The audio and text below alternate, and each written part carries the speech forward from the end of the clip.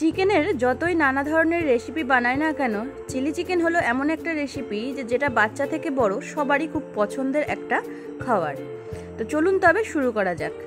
প্রথমে আমি একটা মশলা তৈরি করে নিব। তার জন্য কিছুটা আদা, রসুন আর শুকনো লঙ্কার একটা পেস্ট করে নিব। পেস্টটা খুব একটা মোলায়েম করার দরকার নাই, মোটা করে করলেও হয়ে যাবে। সামান্য অল্প জল দিয়ে আমি এটাকে পেস্ট করে নিয়েছি। এবার চিলি চিকেনের জন্য মাংস এনেছিলাম, সেই মাংসটাকে ছোট ছোট টুকরো করে নিয়েছি। এবার তার মধ্যে আমি লবণ আর সামান্য 1 চামচ ভিনিগার দিয়ে এবার যেই মশলাটা বেটে রেখেছিলাম সেই মশলাটা 3 চামচের মতো অ্যাড করেছি। এখানে আমার হাফ কিলোর মতন মাংস আছে, সেই হিসাবে 3 থেকে 4 চামচ মশলা দিতে হবে। এবার আমি ডিম যেটা দিয়েছি, ডিমের শুধুমাত্র সাদা যে অংশটা সেটাই দিব, কুসুমটা দিব না। কুসুমটা দিতে গেলে তেলের মধ্যে ফেনা ছাড়ে, ওই কারণে আমি কুসুমটা দিই না। দিয়ে দিব সয়া সস। সয়া সস এখানে আমি 1 চামচ ব্যবহার করেছি, চাইলে আরেক চামচও দেওয়া যেতে পারে। এবার আমি এখানে 2 চামচ ময়দা আর 1 চামচ কর্নফ্লাওয়ার রেশিওতে আমি এখানে মুঠ হিসাবে ব্যবহার করেছি। 2 মুঠ ময়দা আর 1 মুঠ কর্নফ্লাওয়ার দিয়েছি 2:1 অনুপাতে। এবার এটাকে যদি আপনারা 2-3 ঘন্টা ম্যারিনেট করে ফ্রিজে রেখে দিতে পারেন তাহলে তো খুব সুন্দর হয়।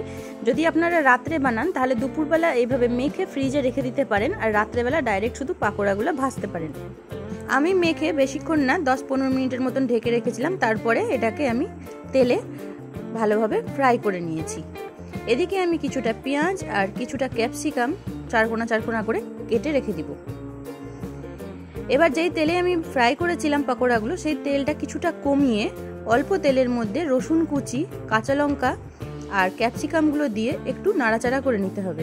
তেলটাতে প্রথমেই যে আমি রসুনটা দিলাম, তার ফলে যে চিলি চিকেনের ফ্লেভারটা কিন্তু খুব সুন্দর আসে, তো সেটা অবশ্যই অ্যাড করবেন। প্রথমে রসুন কুচিটা দিয়ে তারপরেই ক্যাপসিকামটা দিবেন। ক্যাপসিকামটা যদি একটু মোটা থাকে তাই আমি প্রথমে দিয়েছি, তারপরে পেঁয়াজটা অ্যাড করে কিছুক্ষণ হাই ফ্লেমেই এটা রান্না করতে হবে। হাই ফ্লেমে কিছুক্ষণ ভাজা করে যে মশলাটা ছিল পেঁয়াজ দেওয়ার পরে যে আদা, রসুন আর শুকনো লঙ্কার পেস্টটা, সেই পেস্টটা দিয়ে আবার একটু নাড়াচাড়া করে একটু ভিনিগার আর সয়া সস, এখানে 2 চামচের মতো সয়া সস আর 1 চামচ ভিনিগার আর 4-5 চামচের মতন এখানে আমি টমেটো কেচাপ ব্যবহার করেছি।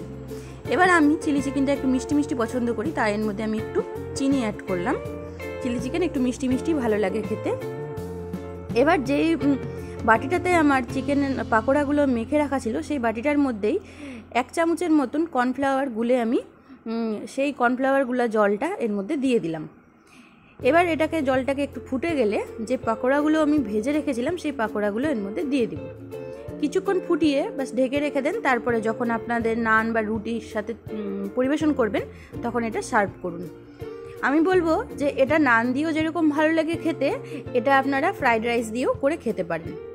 তো আমি এখানে নান দিয়ে সার্ভ করেছিলাম। এই নানটা কিন্তু আমি বাড়িতেই বানিয়েছি। তো এই নানের রেসিপি যদি দেখতে হয় তো অবশ্যই আমাকে কমেন্টে জানাবেন, আর ভিডিওটা ভালো লাগলে একটা লাইক করে দিবেন। আর যে সকল নতুন বন্ধুরা এখনও আমার চ্যানেলটা সাবস্ক্রাইব করেননি তারা সাবস্ক্রাইব করে প্লিজ আমার পাশে থাকবেন।